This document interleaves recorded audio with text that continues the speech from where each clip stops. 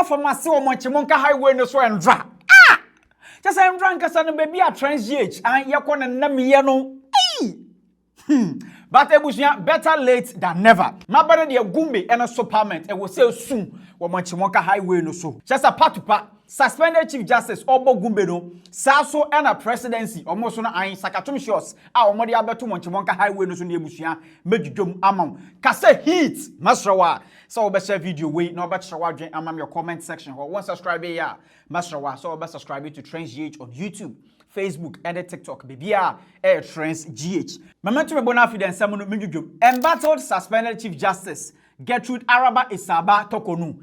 Ebusia eba no the suspension ho ensensem a His Excellency John Dramani Mahama te senior constitution ne kan ye na no article 146 I know the nam so the set competition because now we receive a petition from Ghana for muchem say suspended Chief Justice eba no the position na okuta as Chief Justice na misconduct bebre na no akoso ebi esikasem some ewo nkrata so I'm talking about petition na ensem bebre ebi kura chemu a suspended Chief Justice Krampodo ebusia on resign na allegations bebre na no akoso ewo mframam so on this ensem way na suspended Chief Justice eno the all the press conference share so a wo chem say committee His Excellency John Dramani Mahama Ghana man pedi what to say omo hwehwe ono suspended Chief Justice ni ensem Krampodo enoma bi sisi wo committee na se a ebuson dwe ho awonte ase no pesa Ghana fo etene a ekoso ho impo no venue a omu chusu yese eho no mu di ono suspended Chief Justice na sam no Krampodo ebuson history kakra ewo ho.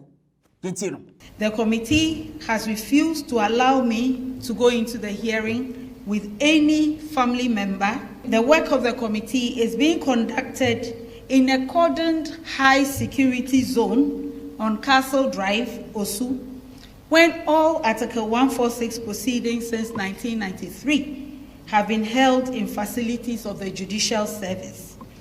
It is hard not to reach the conclusion that the choice of venue against the backdrop of secrecy of proceedings is intended to intimidate me and to prevent any citizen of Ghana from knowing how the proceedings are being conducted. The Edu Lodge facility that the hearings are being conducted in featured very prominently in the planning of the murder of judges on June 30th, 1981. And this can be read about in the special investigative report on that terrible event in our nation's history. It will be recalled that there was a Major Samakwa, a military officer who was killed with the 3 High Court justices, who was the director of human resource of GIHOC. He was my uncle and my guardian when I entered the University of Ghana in September 1980. I was also living with him at the time he was abducted and murdered. Was Edu Lodge chosen for my inquiry to make me feel insecure? I think so. And I continue to hold the view that there's no reason why a judicial hearing is being conducted behind the high walls of Edu Lodge. Suspended Chief Justice Gertrude Araba Isaba Torkornoo or Kanse Bebre or see impono ebe no committee na His Excellency John Dramani Mahama ati so mo hwehwe ni nsemu a cha se ebuso mu dwojo no committee no ya no ayakayaka dia bi krampo no ewo ho mo na no krampo de o kan kosi se venue krampo a omudi na asam wo ho no Edu Lodge ho na o kire mu se that place no krampo ono suspended Chief Justice no obowro ho a na cha se ne dwira ho ohun ni se President John Dramani Mahama on the committee no omu choose that venue no just to intimidate her because enyoma bi a esi in the past Ghana ha o kire mu say 30th June 1981 that Edu Lodge one a omudi na asam wo no ono ne uncle Major Sam Akwa together with other judges bi a soldiers for bi ekokum omo no an o say ne uncle na oka ho enu nti that venue na omudi asam wo krampo no ono no hu ni say ade a omo ahyada so omudi sa asam no wo ho sane ebe ye busua ebe kai na ye a na nyina no political agenda ebusua ene de ekoso etia ono suspended Chief Justice Torkornoo ebusua wa mananso ho eno no san kyeremu se ebusua watete sa amanfo okesa an ebe ye a ono Chief Justice Krampo no on resign eno na suspended Chief Justice Gertrude Araba Isaba Torkornoo o kyeremu se he obi anka na komantu ni yem mo amokeka sa ansam no response a or mamuno any. I have heard on several occasions from loved ones, persons who care, persons who may not know me beyond my public duties, and many who think that since these proceedings seem to be carefully staged to result in my removal as Chief Justice, it would be best if I just retired or resigned rather than subject myself to an ill-motivated process. I have also received threats and veiled threats to the effect that if I fail to resign or retire voluntarily, I will be made to suffer some harm or the other. I've also heard commentaries in the media about how this process was born out of a stated political agenda to remove me and control the judiciary, and that it is a political effort that can only result in an outcome that was decided long before it started. Let me assure everybody that I am not seeking to cling to a title or a position. Again, resigning or retiring while Article 146 proceedings are being conducted to remove a judge is not an option any judge or public official can even have. There is a decided case on the matter by the Supreme Court. The suit number is J6/02/2019. Again, no one has the authority to walk away from proceedings started by the state. Judgment can be entered against you because you failed to defend yourself. And a judge who resigns or retires would still lose all entitlements that they have worked for because they failed to defend the claims and resigned or retired while the proceedings were still going on.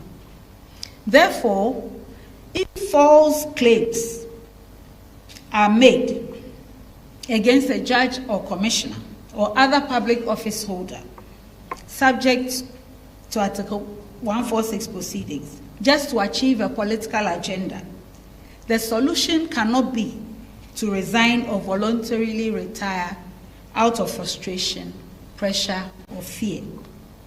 You would only subject yourself to two cruelties: a judgment based on false claims and loss of everything you have worked for. It may well be that the efforts being made are intended to frustrate me so that I resign, so that the architects of the scheme can go back into the media and say that the wild and unfounded allegations were not defended because they were true and I had no defense to them. As Chief Justice of the nation, who has been given the privilege and obligation to lead administration of justice, I should not turn tail and run when I know the implications of not defending false and unwarranted charges. If I resign under these circumstances, I will be saying that this flawed, unknown, and opaque process is acceptable. It is not. Finally, let me respectfully say that the current bizarre proceedings I have brought to your attention present a twist to our nation's democratic journey that we all ignore at our own cost. My humble view is that Ghana has come too far in the 33 years of the Fourth Republic not to be concerned about the unconstitutionalities that have been designed not to affect just me personally as Chief Justice, but all judges and public officers subject to removal processes of Article 146, if this one is successfully carried out without being questioned. Behind me is every judge in the country. Behind me is every commissioner or head of an independent constitutional body in the country. If successful, it will be tried on anyone. Now, in some way, as suspended Chief Justice Gertrude Araba is about Torkornoo de Betu Gano, and on a minister in charge of government communications.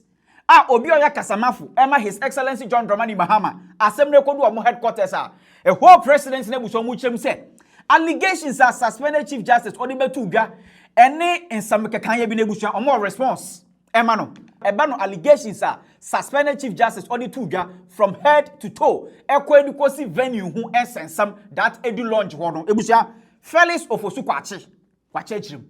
In the last few minutes, many of you in the media have reached out to me seeking to inquire about what government makes of the press engagement that her leadership, the Chief Justice, just had, which bordered on the petitions brought against her and the deliberations of the committee tasked to look into the matter. Ordinarily, if the matters were left to the content of the petition and the processes being undertaken by the committee, we will not have cause to comment because those are matters beyond the purview of the president or the government. But a number of things were said at the media engagement that, if left uncorrected, could create an erroneous impression and project government in a very unfair, unjust, unwarranted light. To begin with, let me point out that as yet, nobody has been able to ascribe any known verifiable constitutional breach to the president in the way that he has handled this particular matter. From the very first steps in this matter, the president has kept fidelity to the Constitution and has respected the spirit and letter of the Constitution. Everything he has done has been by the book. That is why all those who have commented on the matter, including her leadership, the Chief Justice, have been unable to point to any specific provision under Article 146 that the president has been in breach of. Second, in terms of confidentiality, the president has acted strictly in accordance with the Constitution. At no point in time has the presidency put out anything in any way, shape, or form that remotely resembles any of the contents of the petition. And the only communication that has gone out on this matter have been about the steps that the president has taken in accordance with the 1992 Constitution, Article 146 to be precise.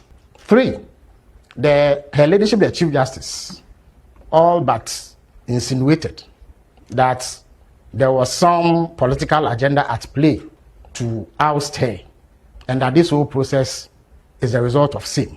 Let me place on record, without fear of contradiction, and let me be clear that no such political agenda exists. His Excellency the President took an oath to which he was incidentally sworn by her leadership, the Chief Justice herself. And in that oath, he swore to abide by the 1992 Constitution. He is enjoined to act a particular way when he receives petitions of the sort that he has received. And that is all that His Excellency has done. He has had no choice in the matter. The President cannot say that he has a view about how things should be done, and therefore, if petitions have come, he will fail to act. If he did that, he himself would be in breach of the Constitution, and therefore, he has been enjoined to act as any responsible leader or president of the Republic of Ghana would be required to do, as stipulated by the 1992 Constitution. The fourth point is also that we cannot have a sacred cow mentality in the way that we handle state affairs. Every single public official, from the president to the speaker, to the Chief Justice, to Supreme Court judges, to ministers, to all public office holders, are bound by the provisions of Ghanaian law. Indeed, it was the former Australian Prime Minister, Kevin Rudd, who once said that when you join the game, you play by the rules. So no public official is allowed to raise him or herself above the laws of Ghana. It does not matter how sensitive your position is. Once Ghanaian law dictates that certain processes be undertaken in respect of some alleged misconduct, the rules must come to play. And that is the only guiding principle that President Mahama has operated by in all of this. So any claim, any inference, any innuendo, any imputation of a political motive to the president in respect of these processes are unfounded, they are false, and cannot be allowed to stand. And I wish to place that on record. As yet, absolutely no evidence of same has been furnished in any way, shape, or form. Unfortunately, Her Ladyship, the Chief Justice herself, has added to this commentary, which initially was the tone of elements of the opposition. And it is deeply regrettable that this should happen when the president has been above board and conducted himself in strict compliance with the Constitution of Ghana. The other point that I wish to also place on record is that the attempts to link the dastardly killings of some Supreme Court judges and a military officer to this case are most disingenuous. To begin with, this government and President Mahama have nothing to do with the killing of any judge. Second, there's absolutely no nexus between the petitions that have been brought and that unfortunate incident in our past. So any effort to link the two is regrettable and should not find space in this sort of discourse. It is most undesirable, it is most unacceptable. Now, the venue in question is the Edu Lodge. Yes, it is close to the Osu Castle, which used to be the former seat of government. As I speak, there are government agencies that operate there. So it is a public place. The Osu Castle is a public place. You can go there to conduct official government business. Beside it are private residences owned by Ghanaians who move freely in and out of their residence, even though they are situated very close to the Osu Castle. So the impression that a facility in the vicinity of the Osu Castle necessarily makes it intimidating or foreboding is completely misplaced. It is unfair. It is not justifiable. Now, Edu Lodge is a state facility which is often used to house high-ranking officials who visit the Republic of Ghana. It belongs to the state. The decision to use that place was not that of government or President Mahama. The committee requested that they needed facilities of a certain status that could house their activities and that could facilitate a smooth running of the proceedings. And that facility was available. It is equipped with modern amenities that will facilitate the work of the committee. And the state only offered it upon the request of the committee. Let me also state that that facility is not intimidating. It is like any regular state facility where business can be conducted to the extent that it is put in the right shape. Wherever these proceedings were held, it will still be in camera, as clearly stipulated in Article 1468 of the 1992 Constitution. So that the proceedings are being held in camera is only in compliance with the Constitution. So it doesn't matter where it is held. And any security measure put in place is only intended to secure the place so that persons who are not authorized to be part of the proceedings do not come there and create any inconvenience. I believe that even if the hearings were held at the court premises, it will still be under significant security controls to ensure that only authorized persons have access to the place. So to describe Edu Lodge in the terms that Her Ladyship, the Chief Justice, did was most unfair and unjustifiable. It seeks to obscure the process and bring in unrelated matters that seek to cast some aspersion or ill motives on government for affording the committee a place to do its work. As I indicated, we have no interest in violating the Constitution by going into the merits of the case. And that is why government has refrained. Let me put it on record that government itself has had cause, indeed the president himself had cause, to lament the way in which some correspondence around this matter got into the media. You will recall that the very first sign of any leakage was the letter that the Chief Justice wrote requesting for copies of the petition. Before the letter got to the presidency, it was in the media. And you recall that in the president's response, in which he also took the opportunity to forward the petition to her, we raised that issue, that it was not acceptable. Indeed, the president had cause then to ask his executive secretary to mark the documents that were being sent to the Chief Justice in order to guard against any leakage. So at no point has anybody leaked anything. Also, it must be noted that even the media houses that first broadcast the content of these petitions were media houses that you can say are aligned to the opposition. And they are the ones who have gone to town with this sort of thing. So to attempt to cast aspersions on the presidency is most unfortunate, and it causes what should be a smooth process leading to the determination of the merit or otherwise of the petitions that have been brought. So in summary, I would say that what has happened today is most regrettable. And as government, or as the President Mahama is committed to upholding the rule of law. We cannot have a situation where, depending on who is involved, the constitution is set aside. All Ghanaians are equal before the law. In the same way that our courts have dealt with individuals in accordance to law, if members of the judiciary themselves are alleged to be engaged in some wrongdoing, the processes laid down and spelled out by the constitution ought to be respected. And that is exactly what has happened. Minister in charge of government communication, Felix Ofosu-Kwakye, and some way no dia betudwa, I know the ochem say, eba no that venue hu sensema omudi eye suspended Chief Justice Gertrude Araba Isaba Torkornoo nsam no kwampo e wo na. Enya His Excellency John Dramani Mahama no kire se omunkodi sa asam no wo ho. Na mbom no eye that committee a His Excellency John Dramani Mahama e power mo se, omo hwehwe that nsam no mu no, omo no mo kire mu se, omo hia venue bi a ehwo no security eye tight.